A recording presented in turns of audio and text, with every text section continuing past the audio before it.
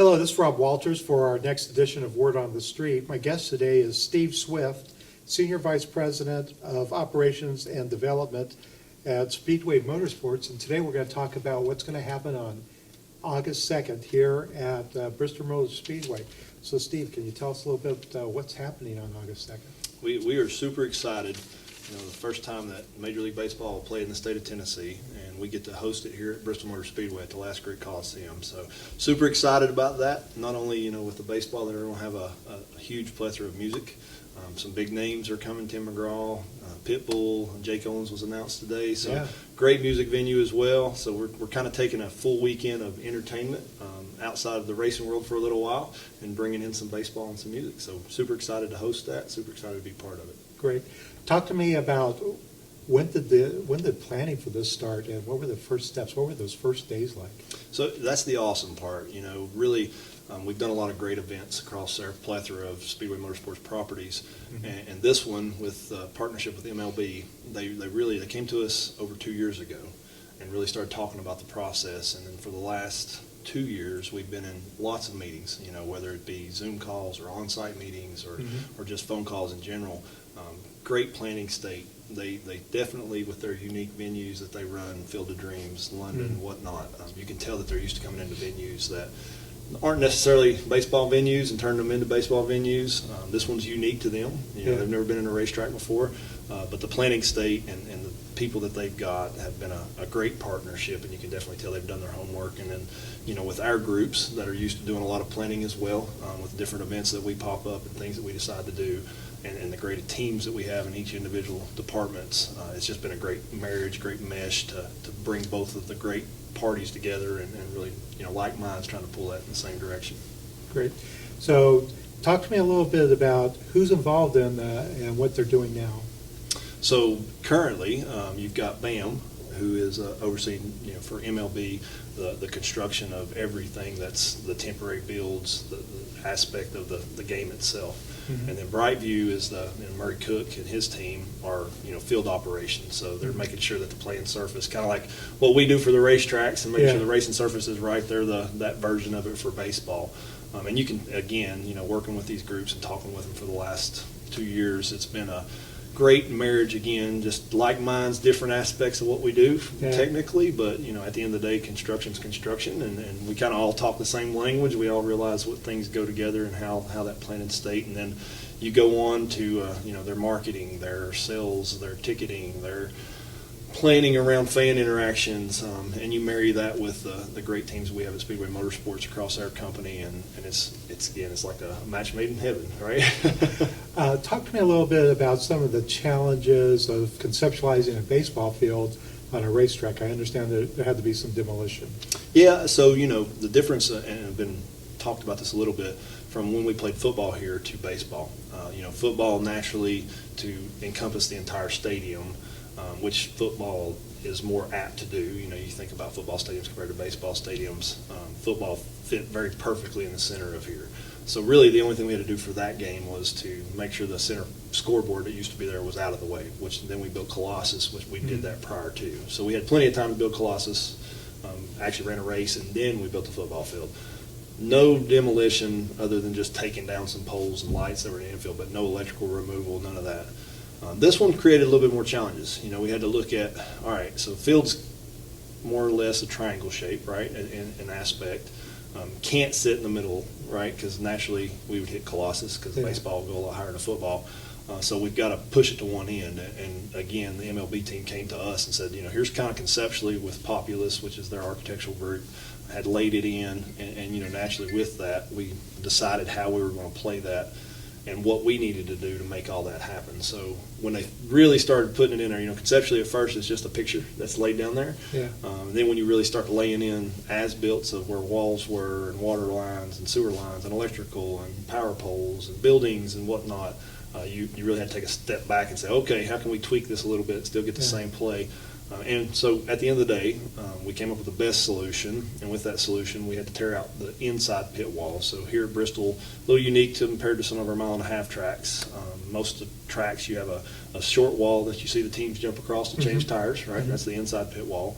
And then most of our mile and a halves don't have an outside wall. It's a big ball field, right? And there's plenty of distance between the racetrack and the pit road, so the teams aren't in danger whenever they're changing tires. Well, here at Bristol, everything's right there together, so you have an outside pit wall. Looking at what we had to do, we had to cut the inside pit wall completely flush. That way the field, because those walls were in the field of play, it would have been more like a Savannah Bananas, you know how they kind of set up and make uniqueness. It wouldn't have been good for the competitive piece that MLB plays. So with that, we had to take that out. Naturally, behind that pit walls always house the lights that light the track from the inside. We call those mirror trans. Those had to, in football, we just removed the pole and the foundation stayed in place. Here, that wasn't going to work because you had a 4-foot piece of steel sticking up again in the field of play every 28 feet, which was not going to bode well for competition. So those had to be cut off. All the electrical had to be removed. And that sounds simple, but when you're talking about how electrical is distributed, you know, we're talking about miles of literally wire that had to be pulled out and will have to be replaced. And then lastly, when you get to the end, you know, naturally, Sunoco, being a great partner of NASCAR, has signs, pumps that had, you know, the Sunoco logos around it. Those were also in the field of play or in the bullpen location, so those had to be removed. And then the bigger piece that was kind of the shock to me was we had to take half a building down. So the Goodyear building where they mount the tires and our track services teams use, half the building was literally in the wall. So we had to remove that half of the building, and then we utilize the other half for players' rooms or coaches or workout rooms, whatever they deemed to put in those locations, but half of the building had to. And with that, you know, all that gets taken out, and we're going to have a baseball game. Yeah. And then we've got a short period of time to build all that back so we can have a NASCAR event in September. Right. Well, you still have a ways to go. I understand that you have to put up clubhouses and put clay down. Can you talk a little bit about all those little pieces that still need to be done? Yep, absolutely. So BAM and that team, you know, again, working with some local contractors, definitely have a lot left. What you saw today was primarily the field, which was, you know, putting a lot of gravel down, getting it on grade, a lot to that.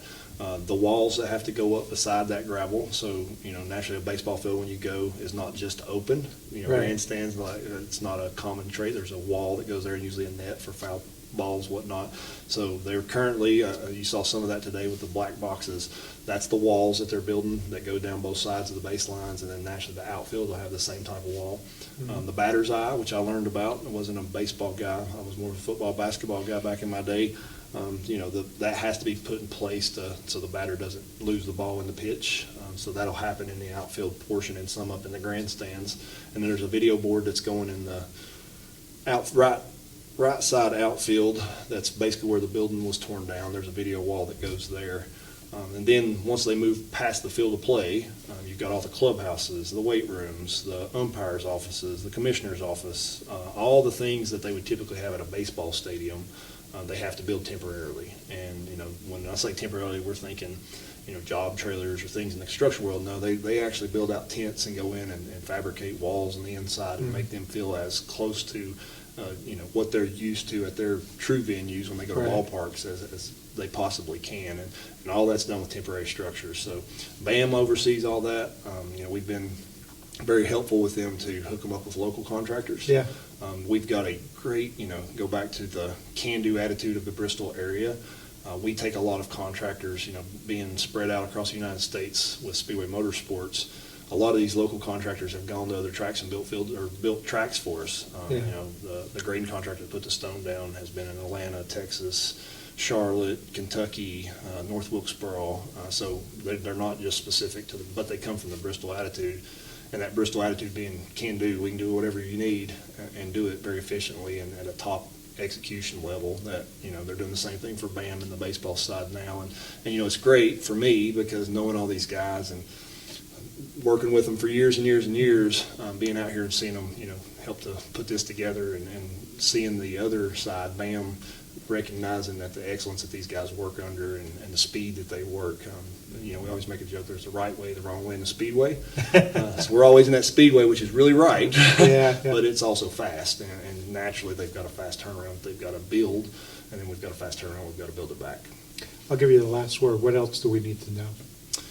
You know, it's a very unique process, but it's been, you know, I've been asked numerous times today if this is one of the toughest projects I've ever worked on for Speedway Motorsports as a spectrum. We worked for Marcus Smith, and before that, Bruton, his dad. Right. And I got to work with Bruton, and Bruton loved construction. He loved to see iron move, and Marcus is the same way. And it's been a fun career. Hopefully, it lasted a lot longer, 20+ years now, of building a lot of cool and challenging things, and always on a time crunch, always in a pinch. And I wouldn't rate this as one of the most difficult. It's been very rewarding because naturally the team that we're working with BAM, with Brightview, with MLB, have been top notch on planning. They naturally are very, very good at doing these types of events at places that don't happen. And it's really made it seamless, once we started the construction, once we started the demo, once they're out here working, how well everybody's meshed together. No personality clashes, no power struggles. Everybody wants the project to be successful, and everybody's working together to do that. And it's even more rewarding to me to be right here in my hometown at Bristol, and just knowing how, excellence is something that we strive for. I still wear this armband from Jaybird, Jeff, that was here before, exceed expectations, and that's a mantra that we've accepted across all of our tracks is to exceed expectations, and that's what we want to do as a partner to them and their contractors and their teams that they brought in, and we want to continue to do, right, like in anything that we do in the future. And we want to make great events. We work for the fans. That's what Bruton said years ago, and we continue to work for the fans. Marcus beats that into us every day, and if we're not having fun doing what we're doing, then how we expect the people that come and participate in our events or choose to buy a ticket to have fun. So, it's been great, and I think that this team that MLB's brought in meshes right in there. The planning state's been phenomenal. Can't say enough about the partnership. Excellent. Well, thank you very much, and we'll see you next time on Word on the Street.